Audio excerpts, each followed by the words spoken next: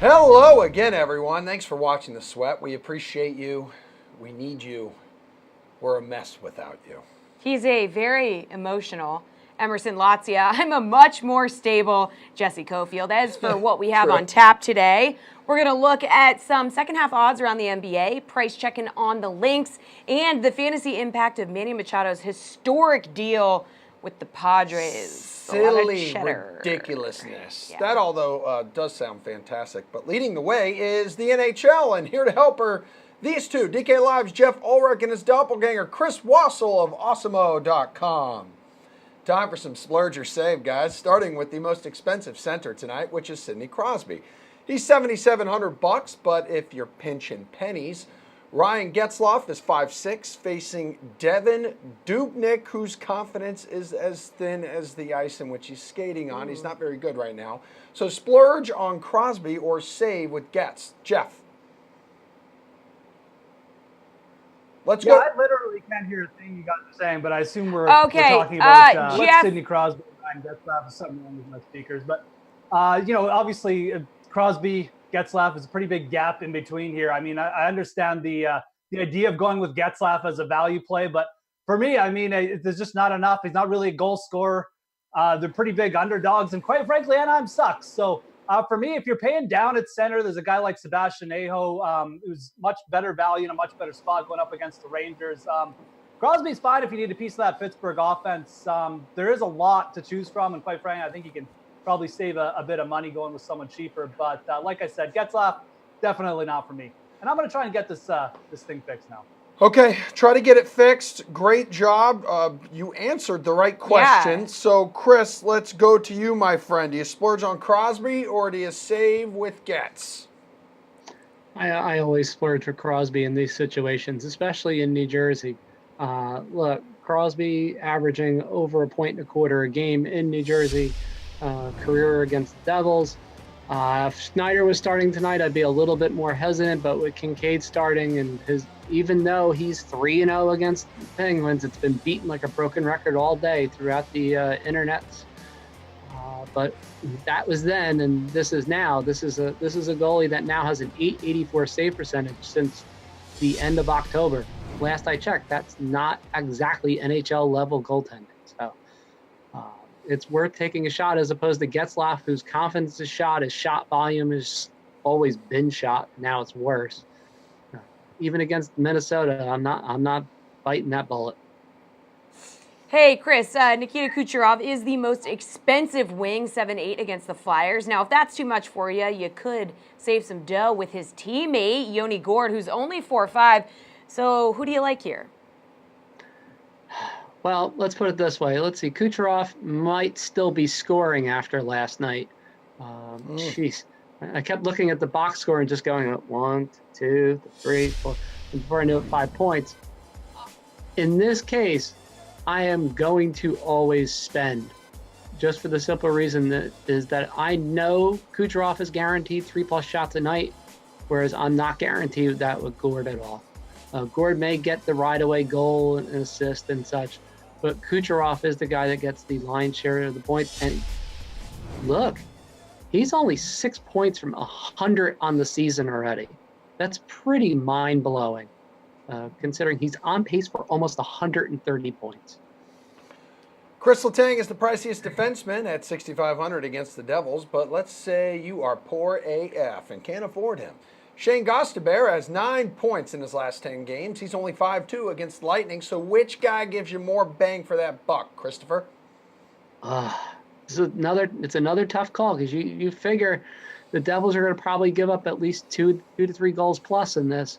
But you have Tampa not rested. And in scenarios like this during the season, they've given up 3+ in 4 out of those 5 instances. So, you know what? In this case, I'm going to need some money at some point. I will take the gamble and go with Gostisbehere. Despite his inconsistency, he's, like I said, still has 9 points in his last 10 games.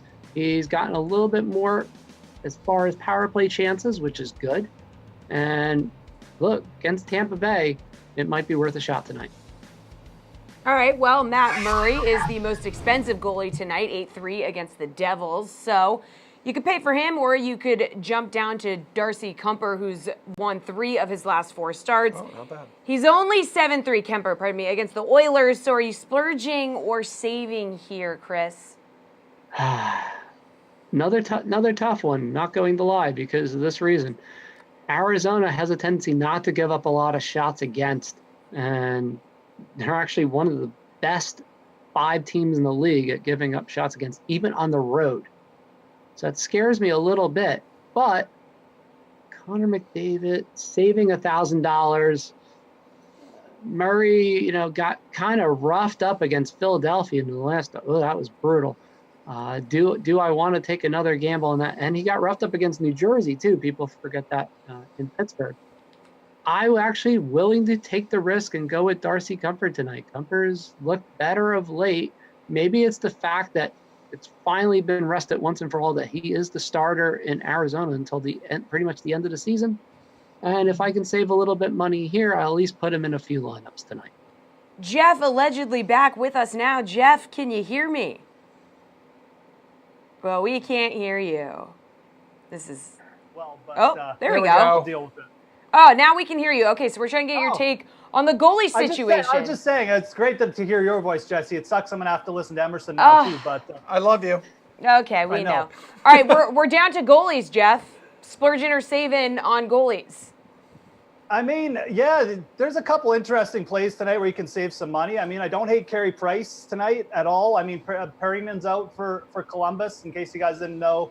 I don't know if you talked to that. I mean, St. Louis is just red hot, and their goalie, Binnington, I mean, he's just been amazing. But, if we're talking about Kuemper versus Murray, the Oilers do suck, but they're still actually pretty big favorites tonight if you look at the odds. And they actually haven't played that bad their last 3 games. They've played some pretty tough opponents.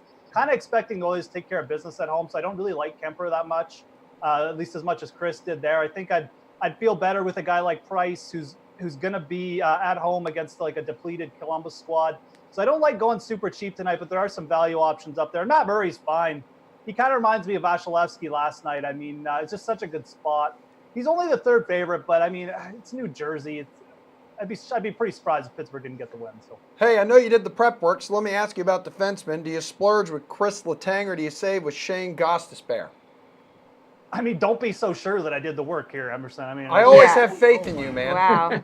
I mean, it's kind of an interesting spot because both of the opponents for these guys are actually pretty good on the penalty kill, which kind of takes away the sting for both these players. Letang's obviously a little bit more consistent because he plays so many minutes. I don't mind going to Gostisbehere here. He didn't play very many minutes his last time out, and he does kind of, sometimes we'll get like a 15, 12-minute game in there. But I think it's going to be a little bit high scoring. Tampa Bay Lightning, they're getting them on the back-to-back, and Gostisbehere's been pretty good lately too, producing points. So I'll take the savings there and go with the Flyer. All righty, you two dudes have those slate-approved picks ready. We're going to need them from you coming up. But first, a little trip around the diamond with the 2 best friends that anyone could have. Tyler Sullivan here with your DraftKings Fantasy Flash. And one of the biggest dominoes of the MLB hot stove has finally fallen.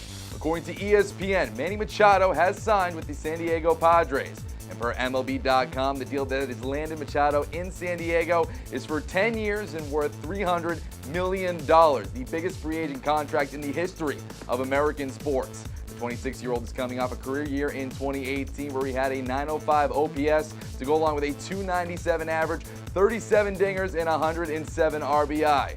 Former number 3 overall pick spent the majority of his career with the Baltimore Orioles, but was shipped to the Dodgers at the deadline last year. And in 66 games with Los Angeles, Machado hit .273 with 13 homers, 42 RBI as they fell just short of a World Series title. With San Diego, Machado will continue to contend for a World Series while also being a very rich man. Well, it feels like it's been ages since we talked baseball, but with spring training underway across the country, here we are. Can't do it alone, though. Say hello to DK Live's Pierce Dietrich and Steve Buchanan. Time for MLB Around the Diamond. So basically, we get your take on today's MLB headlines, which atop that list right now is the ginormous news of Manny Machado signing with the Padres, a 10-year, $300 million deal, the largest for a free agent in major sports history. Pierce, smart move for San Diego? Can't hear you. Can't hear you. Can we start over? Oh, there we now we can hear go. you. Good. No, it's a good move for San Diego. Why not? They're improving their team. It's a great move for Manny Machado. It's a great move for the fans. The only real issue you're going to run into, well, it's kind of a big issue. They're probably not going to win for a couple of years. He is still young enough, but in about 5 years, you know, they may have missed their window. They're going to be saddled with this large salary. You're not going to be able to move him. You're going to have to eat that salary. But right now, in the immediate, why not pick him up if you got the chance in your San Diego? Steve, what are your thoughts on this? Do you like this move by the Padres? Yeah, I like it. You know, honestly, what I like most about the contract is that he has the opt-out after 5 years. It kind of holds themselves accountable that, you know, you're going to go through this rebuilding process and you have to do it within the next 5 years. And I feel like that might have been a way to entice him, that they give him that opt-out. Because then if he does opt out, he's going into free agency at the age of 31. Not the most ideal age, but yeah, you're still pretty much, you know, maybe at the tail end of your prime or still right there. So I think it's a good move for the Padres. I mean, this is what the problem with baseball is not a lot of these teams who are just so bad don't do enough to improve their team, and the Padres are kind of taking the step there to do that. So I love the contract. I love the opt-out. The money is just insane, but that's just how baseball is. He's the richest guy in baseball, but then Harper's going to beat that, and then Mookie Betts is going to beat that next year. So there you go. Bingo. All right, well, given the trade, how high would you draft him in fantasy? So, Steve, some people would say Petco Park is where home runs go to die. Yeah, a lot tougher. What do you think? I don't think this really affects his fantasy value even before he signed with the Padres. He's still a late first round, early second round guy. I mean, actually, if you really look at the numbers, Petco Park was around league average last year for home runs allowed. It wasn't really as bad as people think. And regardless of the lineup that's around him, he's still going to be good for 30 home runs on the year. Half of the games are going to be away from Petco Park. There's some friendly parks in the National League. And really, when you look at that lineup, it isn't that bad. I mean, it's not great, but Eric Hosmer, if he starts hitting again, Will Myers, I mean, there is some decent bats in that lineup. They don't scare you. They're not going to go out and win 80, 90 games. But for a man alone, Machado, he's still that guy. He's still going to hit 30 home runs, knocking him 90 to 100 runs. So early first round, he's still there, babe. Okay, Pierce, what do you think?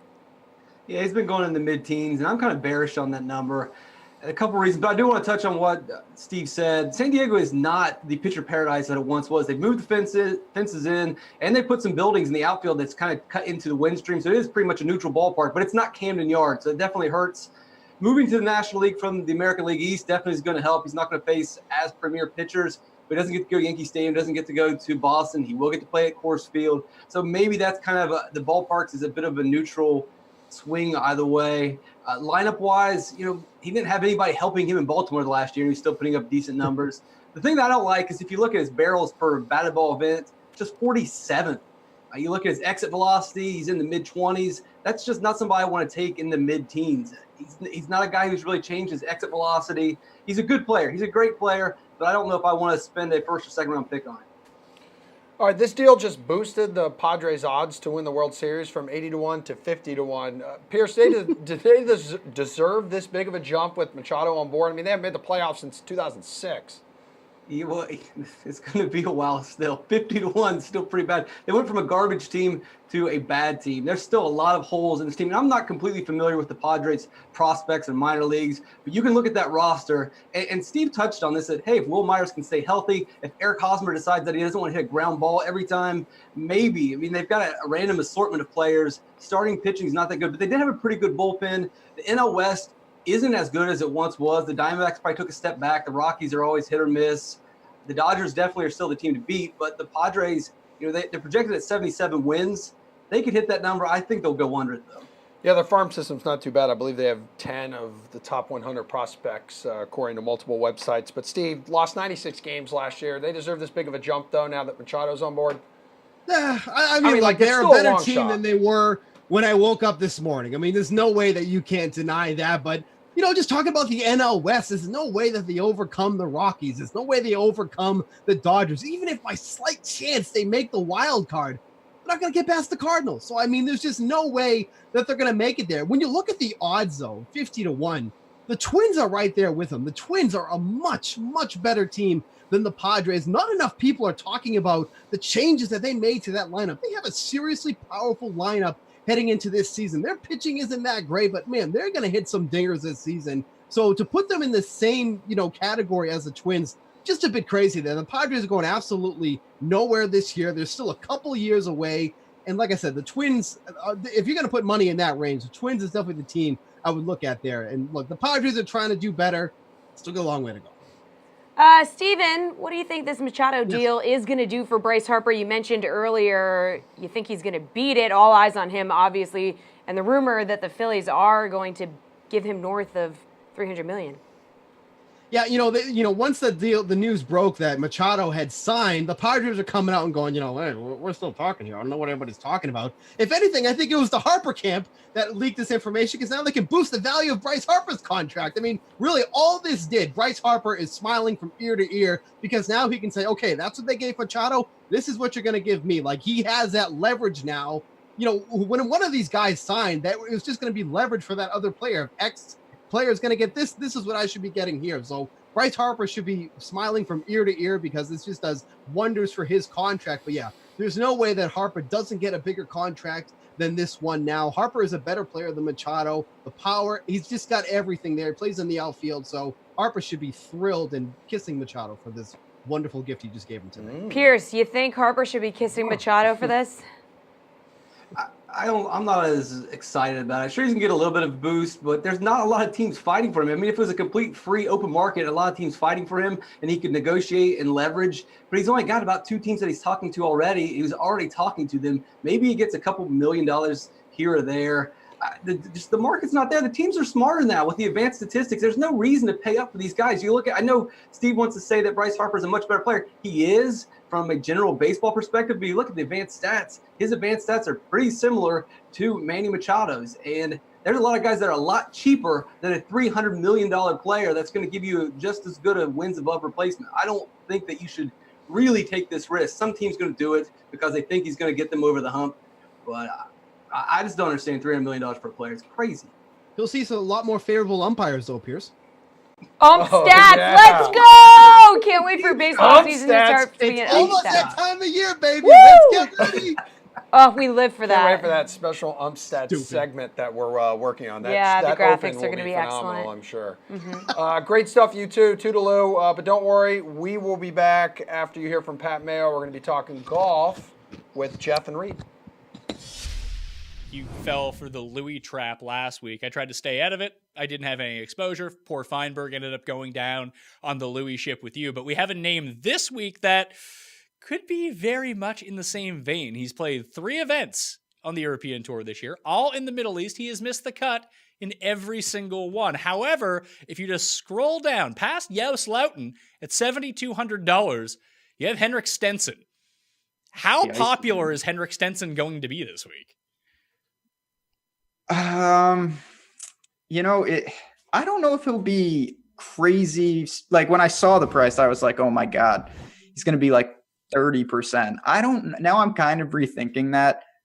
You see it's been bad. Not on the mind, obviously, people who hasn't been over here.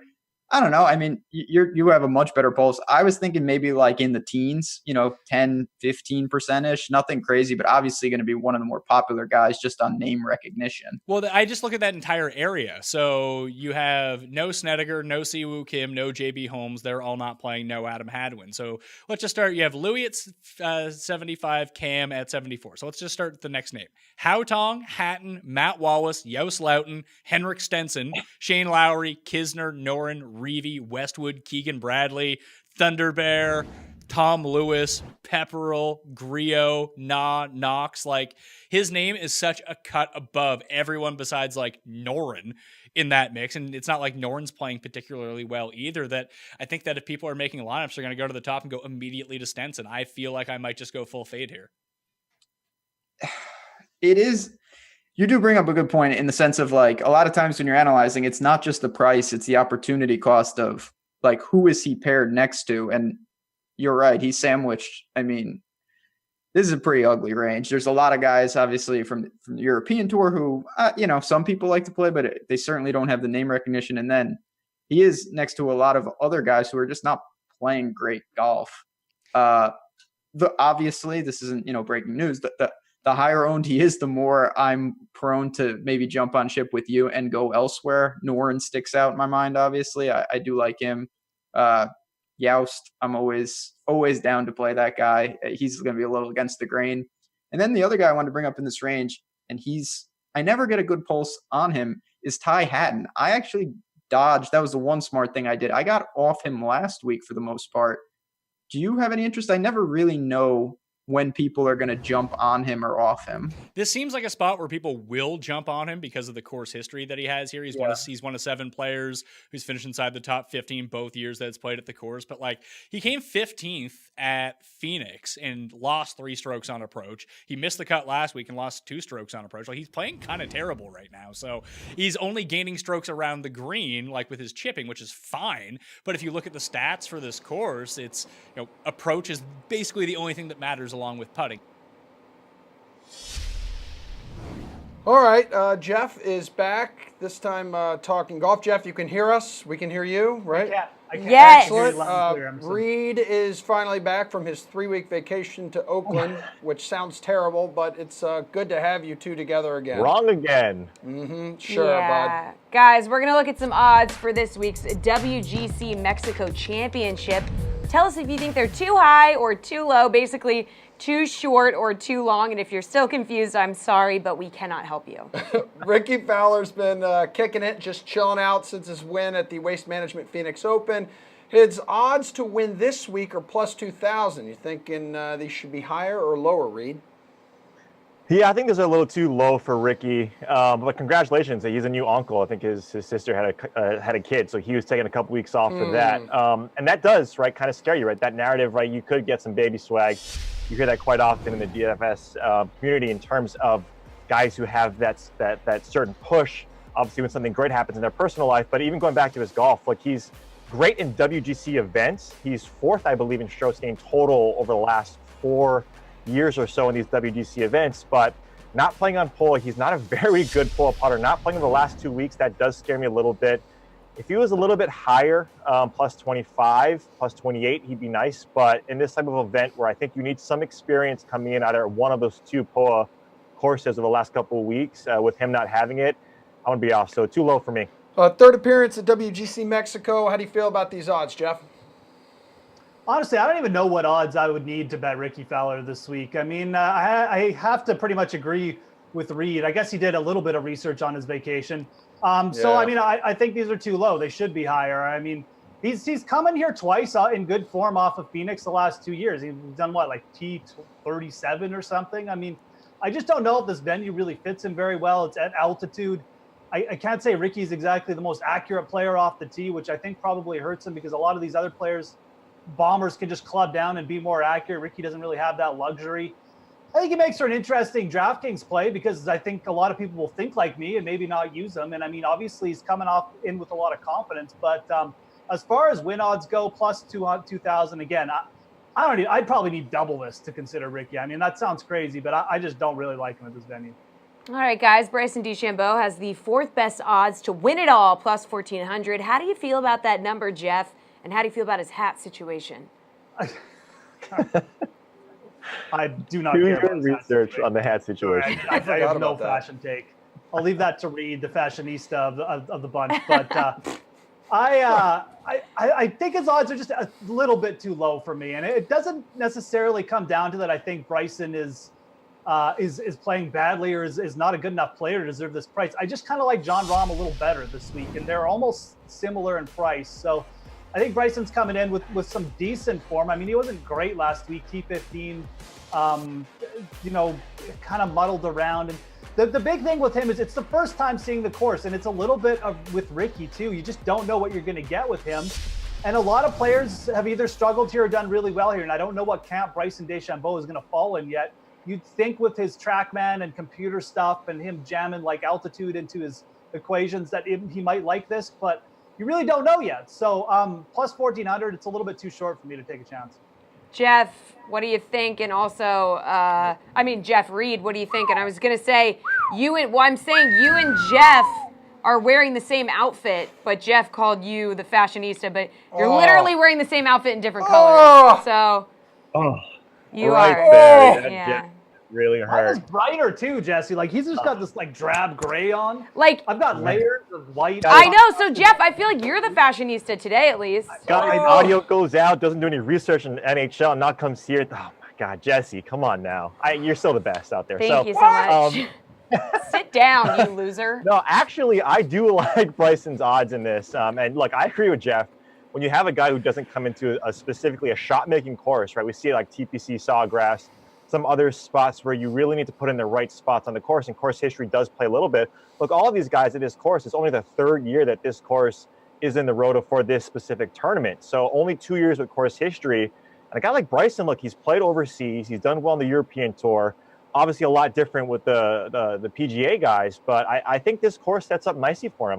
If you look at just his stats for the last 24 rounds in ball striking and shorter par fours, he's done really well. He was gained all strokes in key strokes in category last week, and his putting was a tad off. And so a top 15 at a course where, again, he didn't have really good form at Genesis, which could have been the weather, to be quite honest, with a guy like Bryson needing those elements potentially to be exactly how he wants to calculate them. I really like him this week. Again, plus 1,400, that's a little low for a guy, right, to Jeff's point. But at the same time, I think he's a sneaky good play here. Potentially better DraftKings, obviously, but I like him at this number. All right, Charles Howell III, who I used to dominate PGA Tour. That's the biggest golf name ever, by the way. Charles Howell III. That means he's the third one in his family. Finished sixth at the Genesis Open. He's plus 400 to have another top 10 finish. These odds are too high or too low for you, Reed? I mean, a little too low, but if you talk about a guy who's playing really well, Charles Howell is one of the best out there. And look, when you look at this course specifically, you're going to need at least 3 or 4 rounds in the 60s. Like the top 10 over the last 2 years, coming into this, have probably only 2 out of the 10 have a shot outside of the high 60s 3 of the 4 rounds. And if you look at Charles Howell III, over the last 8, he's got 6 rounds in the 60s. And I think that's what you're going to need this week to get into the top 10. Obviously, it's not rocket science. You need to shoot low to do well. But especially at this course, you're not going to need the distance. You're going to need the accuracy. You're going to need your irons to be firing. That's Charles. That's his game. So I do like this number. As plus 400 for a top 5 is a little outlandish, but he's been doing it. So I like it. Do you like it as much as Reed does, Jeffrey? I think I like it more than Reed. I think this is actually this is a good price. I mean, I think this is a little bit too high. I mean, I think a sharper price would be a little bit lower. So, and you look at Charles Howell. I mean, you just look at that stat right up there, or it's over here. Here, right there. Yeah. He's got 4 top 10s and 9 starts. I mean, and last week a T6 in an elite field against Riviera. He's basically going up against the same guys. And guess what? The course this week has Kikuyu rough, just like last week. It's got Poa greens, just like last week. It's got smaller greens that you got to hit. I mean, this is Charles Howell's alley here. It's going to be the first time he's playing it, but I don't think that's that big a deal. I mean, we've seen most of the players who've done well at this event come in off good form of Riviera, and Charles Howell had his best finish at Riviera in a number of years. It might have been 10 years since he finished in the top 10 there. So I like the way he's coming in. I think he's been like someone who's been really trending well this year. Obviously, he had the win in the fall series at the RSM Classic. But, again, this field is like 60, 65 people, something like that. He's only got to beat 50 of the field to finish in the top 10. So plus 400, yeah, I like those odds.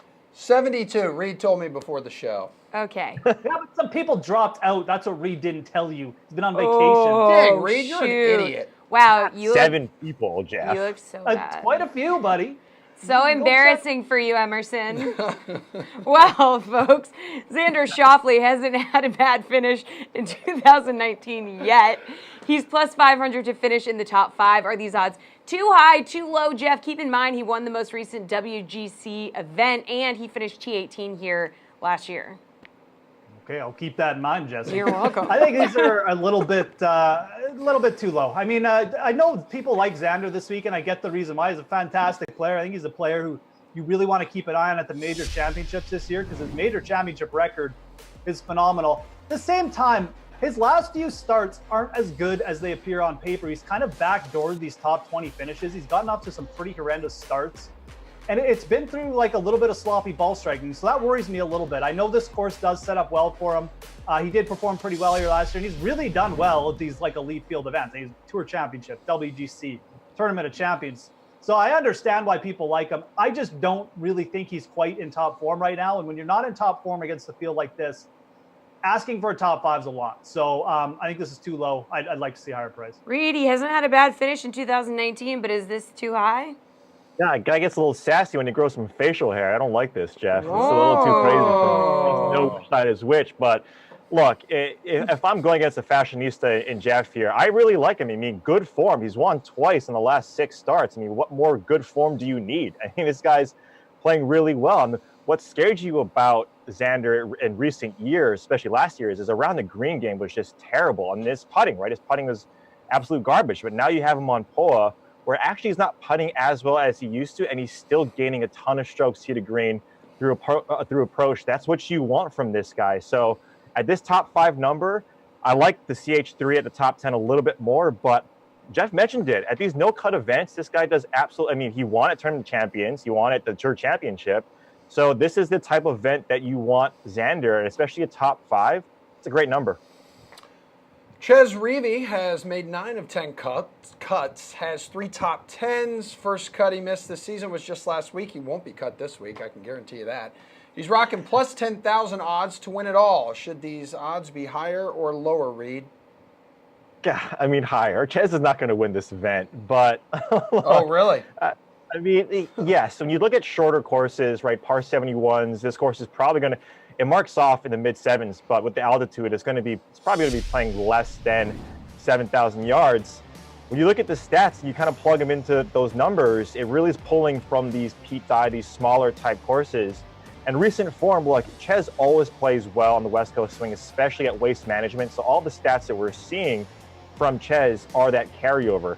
He doesn't do well in WGC events. He's only about 4 appearances in the last 6 or 7 years.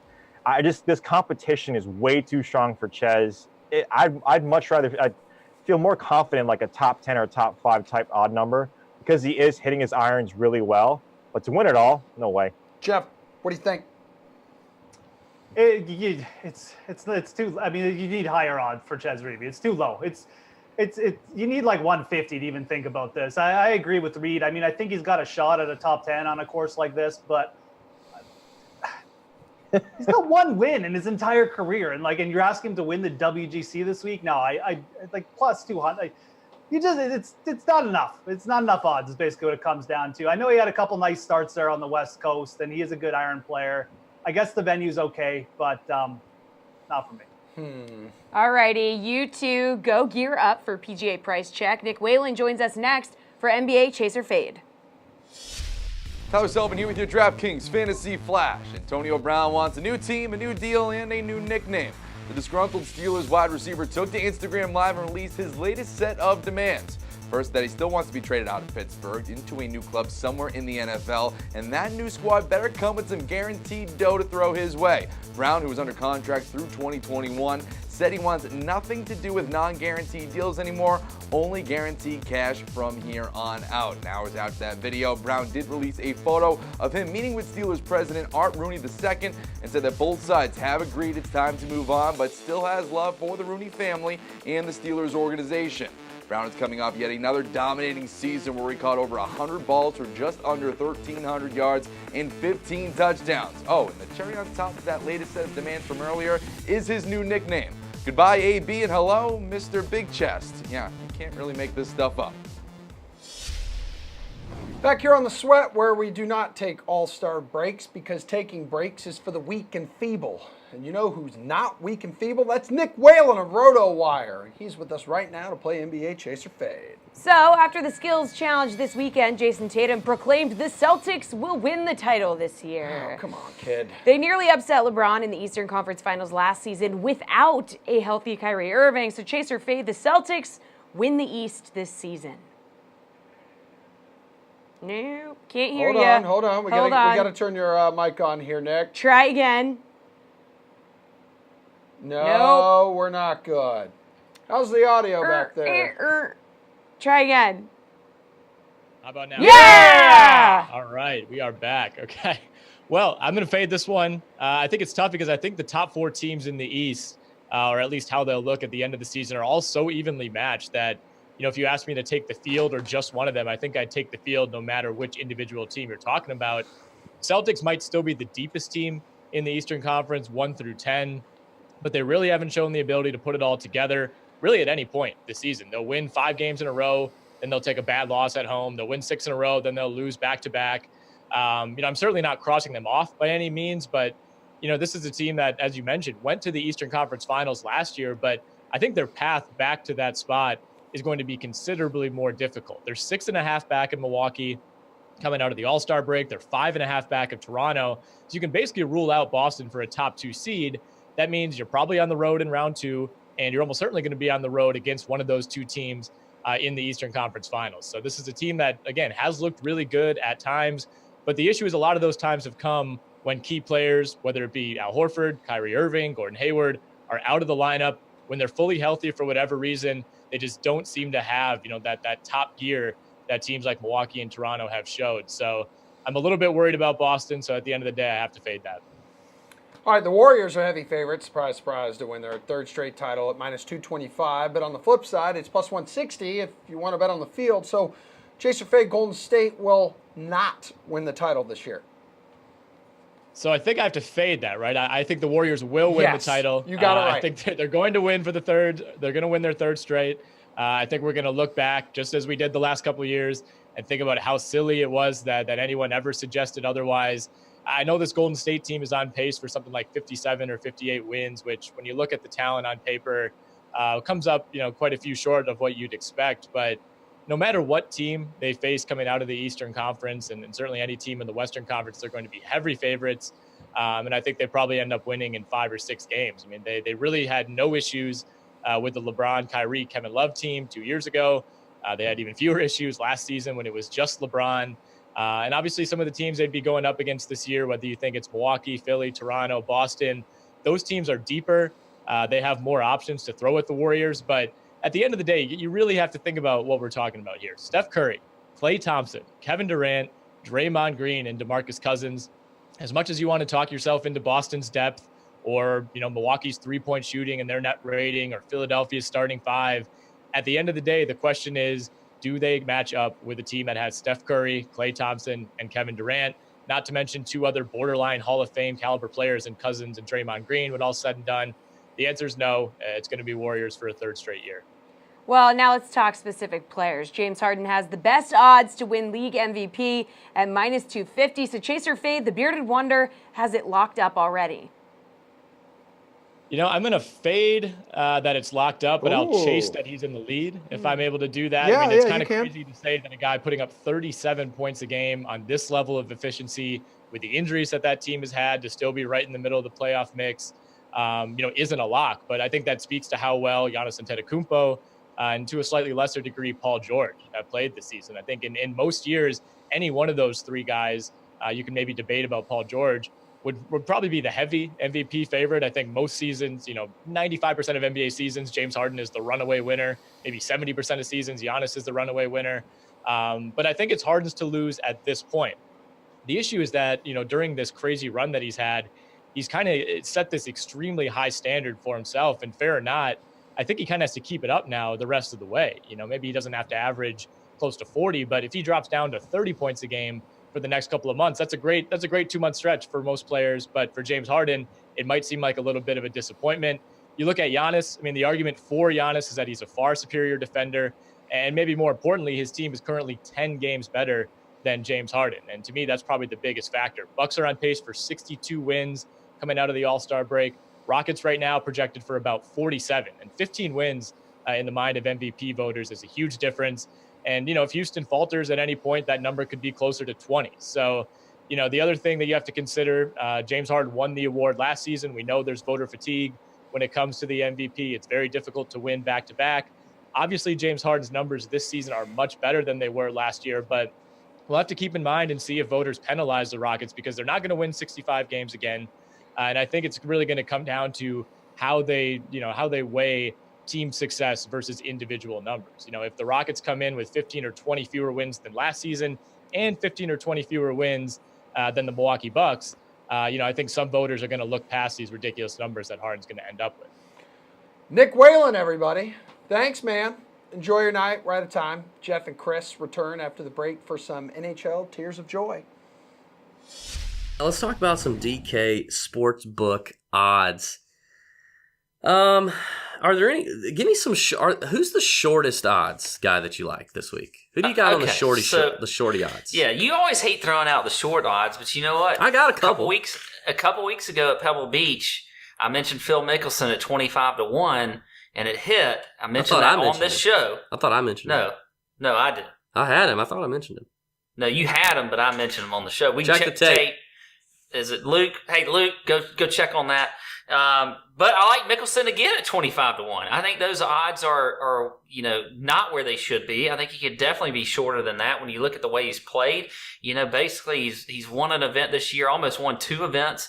He's been in good recent form. He won this event last year. So I think those are pretty good odds for him at 25-1. So that's the shortest I'm going to go.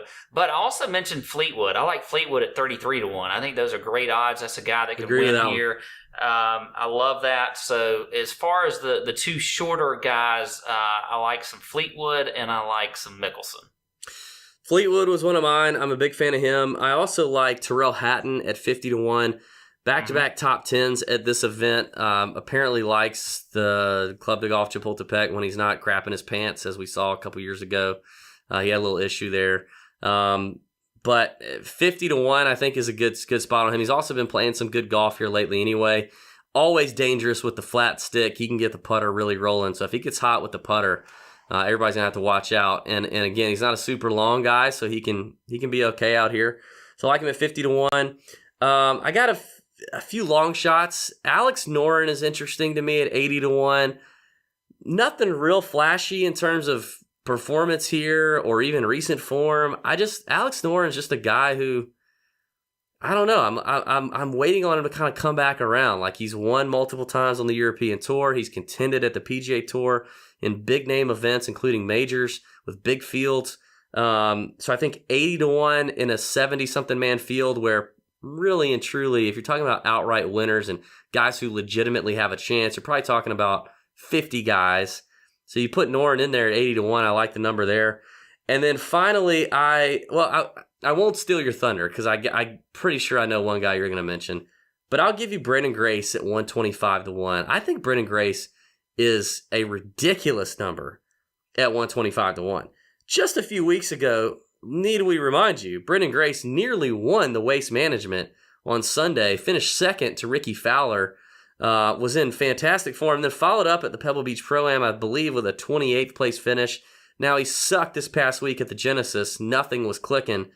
But for a world-class player, a lot like Noren, with multiple wins on the European Tour, contended at majors, contended at big field events, 125-1 for a guy who just a few weeks ago nearly won another strong field event in the Waste Management. I think that is a big-time misprice for DraftKings. Worth a half a unit or so, maybe even a full unit on Brendan Grace. Oh, wow. Going full unit with that. Yeah. Okay. One more time with the hockey guys tonight. Welcome back to Jeff and Chris. And Tears of Joy is the name of the game, but I think we also do have some news here. Do you have it? Yeah, it is that Panarin won't face the Habs tonight, so he is not in. And I believe tonight. He is in Tier 4. Tier 4. So not that's kind of part exactly of this relevant game here. Yeah. Do we have Tier 4 Wait in for here? a second. Wait for a second. So we want you to make the best picks for this evening's tiers contest. We're focusing on the final 4 tiers and in Tier 5. So, yes, that was important news for Tier 4. Yeah. So we're starting in Tier 5. And I'm not going to tell you what he's sick with. Who do you like the most, Jeff? It's the flu. Uh-huh. I don't actually know what he's sick with. I'm just kidding. Yeah.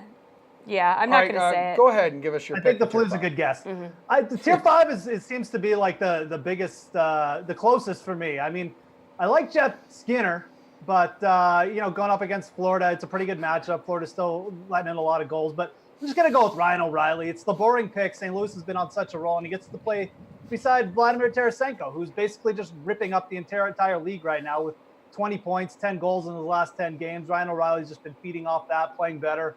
I think the Leafs and the Blues tonight has all the chance to be a good shootout type of matchup, 5-4 game. I think Ryan O'Reilly's the pick here. I definitely don't mind the upside of Skinner there. Maybe Parise, but O'Reilly's for me. Are you going the same direction, Chris? You got someone else? I'm taking a completely different risk tonight, along the lines of, well, you didn't play the ideal goalie in New Jersey, so this is the punishment you get. And going with Sidney Crosby's good shooting wingman, Jake Gensel. Look, Gensel, little up and down lately, understandable, but against New Jersey, every so often, this is a guy that can pop in multiple goals. He's done it twice in the last 3 meetings, which means I'm going for tears of joy, and I want to try to avoid the tears. I'm going to take a shot at Gensel at a little bit lower than usual price tonight.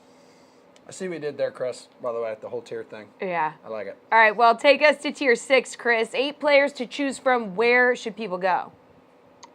All right, so this is my taco pick special here. Okay. Now, for those that don't know, the legend of Forsberg Tuesday was started by some person that may be on this panel right now. Look, I don't know why Forsberg has a ridiculously good track record on Tuesdays. He averages 1 1/3 points a game on Tuesday. There's no logic for this. It just happens that way. And look, Dallas still does not have Ben Bishop yet. No one knows why. It's the injury that just keeps slowly dragging out as it always does. And Forsberg and Arvidsson actually are pretty good plays tonight against the Dallas defense that, for as good as they appear, they really are not. Jeff, talk to me about tier 6. Yeah, I mean, interesting. Hey, days of the week. I've never even thought about that. Probably won't, but it's one way to go. I'm going to go with the kind of a similar strategy that Chris had in the first year. I'm going to go with Mike Hoffman here. I just like the upside of Hoffman. I mean, again, he's going up against a kind of a crappy Sabres team right now, and the Florida offense has been clicking. So, I mean, they're pretty big favorites here. They're at home. Hoffman's one of those guys. He's probably going to be boom or bust, but if he booms, he's probably going to win the tier for you and score a goal and an assist or something like that. So, I'm looking at this tier, like Forsberg, all these other guys. I mean, Riley's been really hot and cold. Radulov's in kind of a lower scoring game. I just like the upside with Hoffman the most, and that's kind of what you need to pick when you're doing the tiers. So I'll go with Mike Hoffman. Tier 7 has Phil Kessel, other names I can't pronounce, Shea Weber, and who do you like, Jeff? Oh, Emerson. I love this one, obviously we're getting to the more of the bottom barrel here. No one really jumped off the page at me at first. I think I just go with Phil Kessel. I mean, again, you get a piece of the Pittsburgh offense against the New Jersey Devils. Chris mentioned the poor goalie situation. It just seems like he's in the best spot here. I mean, again, Teravainen, I mean, I guess I don't mind the Hurricane offense, but he's got to been supplanted on the first line. Druin has been really terrible over the last 3 or 4 games. I don't really like anyone on the Rangers, so I just take Phil Kessel, I think, is the play here, and hope he ends up with a power play goal and the Penguins offense goes off. Mr. Wassel, where are you going? I actually agree with Jeff rather vociferously here. Now, I will pick Phil Kessel, but I will throw one caveat in this.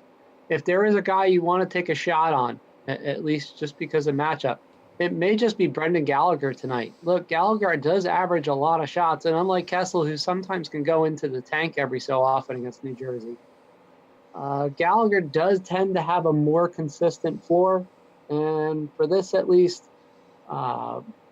matchup-wise, hey, he's one of those annoying pests in front of the net that gets under the skin of teams. Might be worth just taking that shot tonight in what is a rather thin tier, to say the least.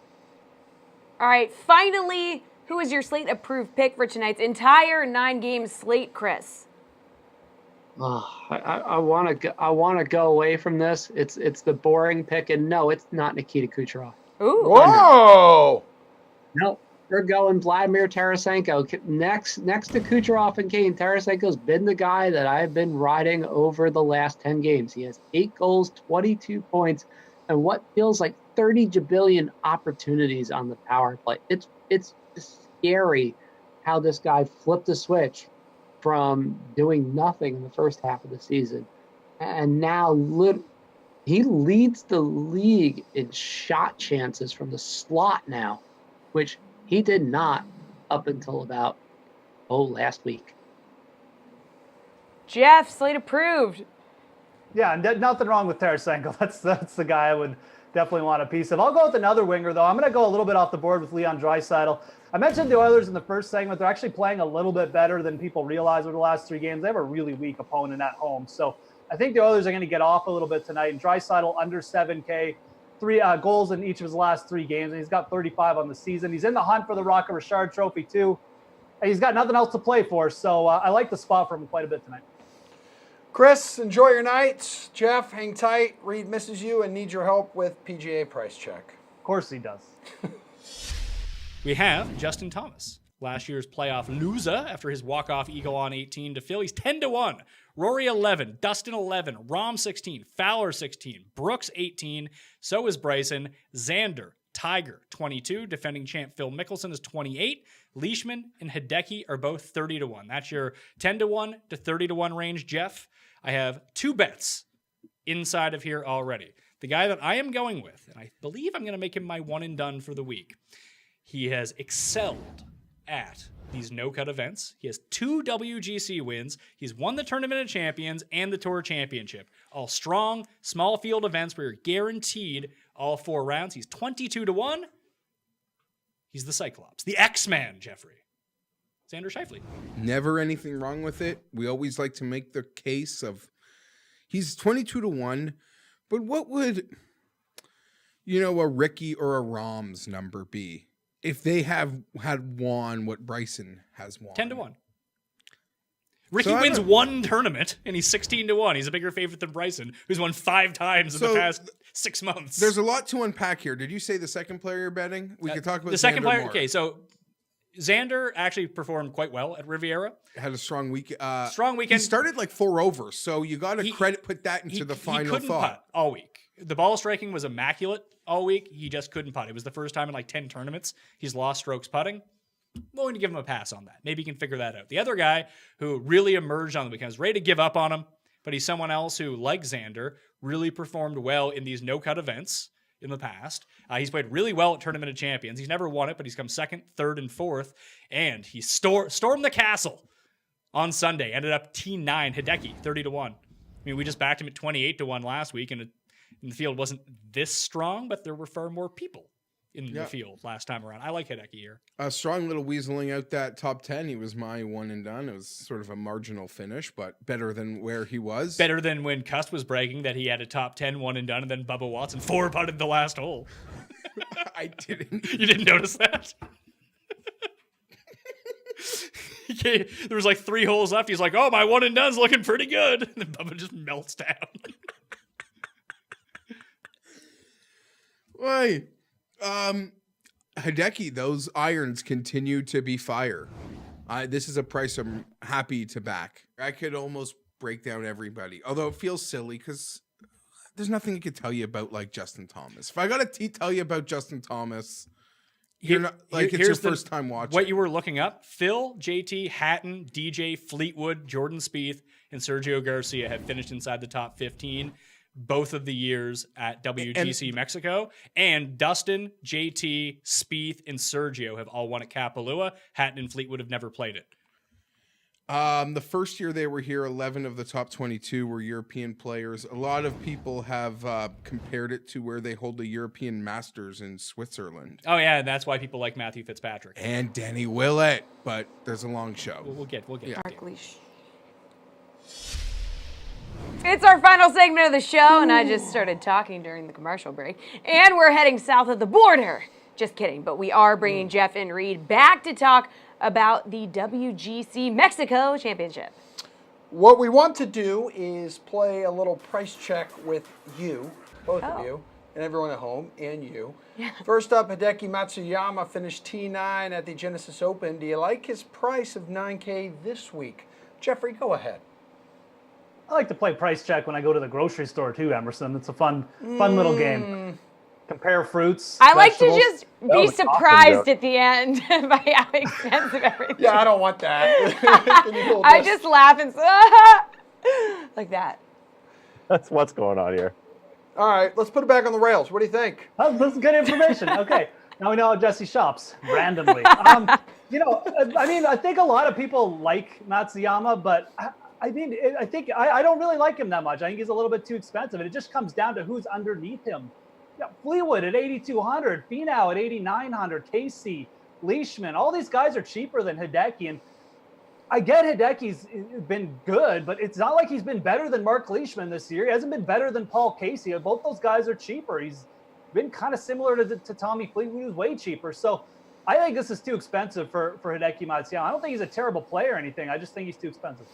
Reed, listen to me. I did some research. He sat out last year's edition with the injured thumb and wrist. T25 here in 2017. 3 straight top 15s upon his arrival. Sits second on the PGA Tour in strokes gained tee to green. Go ahead. Have anything to add? Well, there you go. You just answered your own question. Yeah, all those stats aren't going to mean anything this week. I agree with Jeff. Look, he's like, those stats are good. I like that.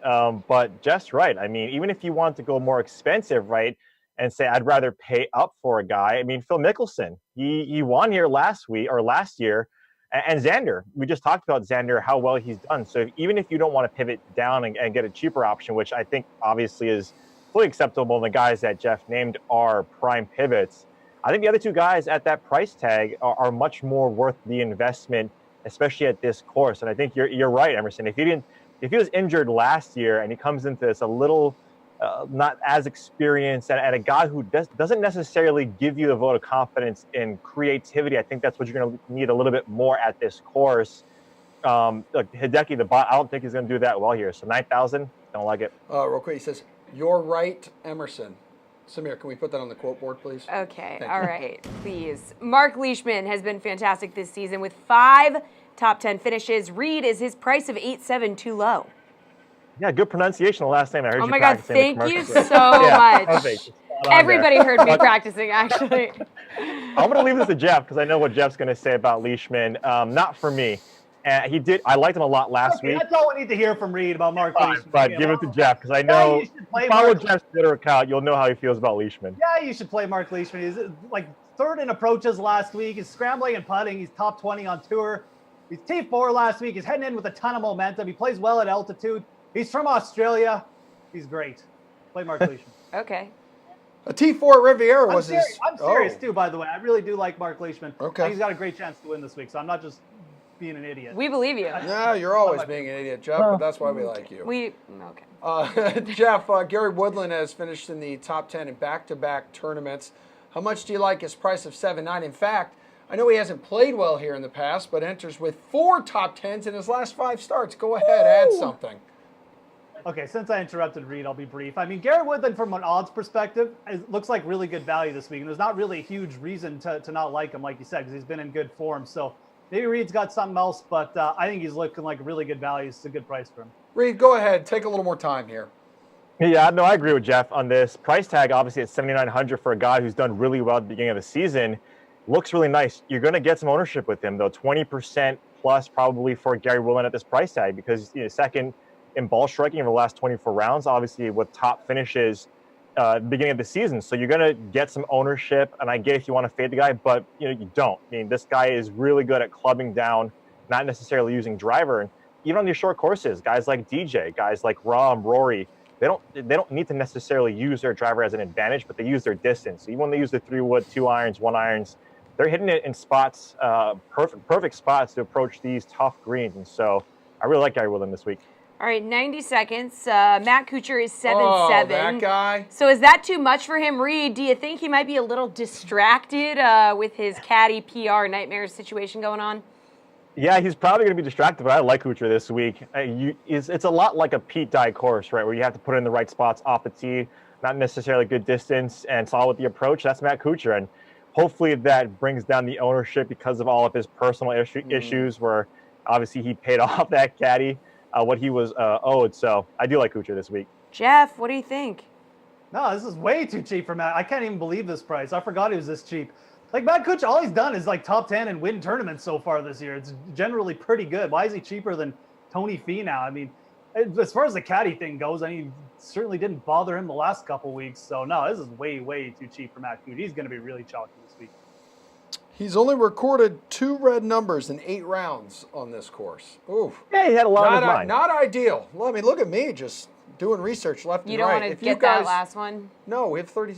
Okay. 30 seconds. Are you talking about? I want to hear Jeff's take on. Go ahead, read it. No, I can't. Not everyone weighs course history 100% in their. Oh well, sorry, I do. Okay, well, there's 15 seconds left, guys, so this show is over. But we appreciate your time as always. Thanks for nothing, Jeff. This show is The Sweat. It's hosted by Emerson and I, and we'll be back tomorrow at 6 p.m. See you then.